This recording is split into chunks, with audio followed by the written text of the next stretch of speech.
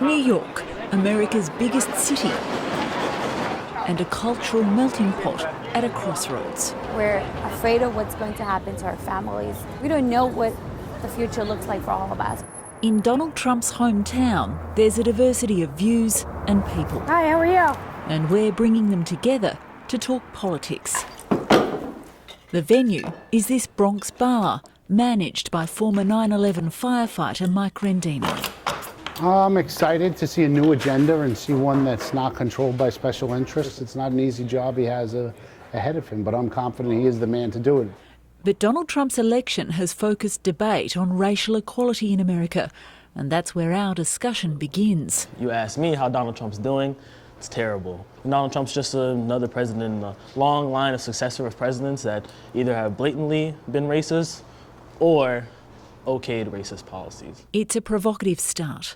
Stop being a victim. Take responsibility. I'm being a victim when this. It's because you were black. Because of this. No, you're an individual. You're an individual. There have been 392 police shootings this year alone. And why don't you see the new recruits are African American? It doesn't matter if an African American is in a police uniform. That institution by itself is racist. Oh. Okay. And when that racist institution, Law and order in this country, honey. Sorry. and when that Law racist, and order. It's and bad. when that. Along with law and order, much of Donald Trump's early domestic emphasis has been on jobs under his America First approach. To see all these companies come to the White House and for them to sit down and have a conversation about how they're going to work together, I think that's something that I find interesting, and I'm glad to see it in my time.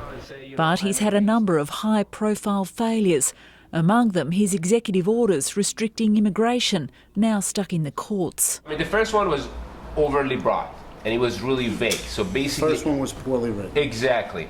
There's been a lot of talk, much of which has come to little, but it has provoked fear. How are you going to put into this category that somehow he's doing good for the country when you're free to walk down the street without fear of nothing happening to you? While him and he could get arrested for nothing. I could get deported at any point just because he thinks that undocumented immigrants should be deported. These 5 people have very different views, but there's a realisation that talking it out helps. We haven't had civil conversations for 16 years in this country. Let's be honest. It hasn't happened in D.C., and it hasn't happened anywhere in the country. Donald Trump's presidency remains very much a work in progress. Uncertainty remains. You can look ahead in the future. You have that ability. I don't.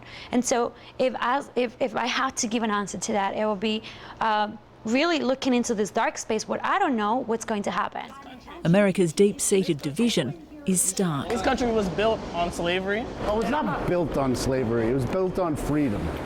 Donald Trump is currently one of the most unpopular presidents in history, but he's driven extraordinary political engagement in a country where voting is not compulsory and where people are often apathetic about politics.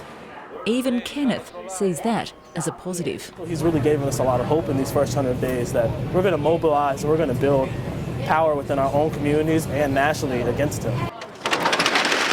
Perhaps, but the billionaire president has some time left to prove his worth. Zoe Daniel, ABC News, New York.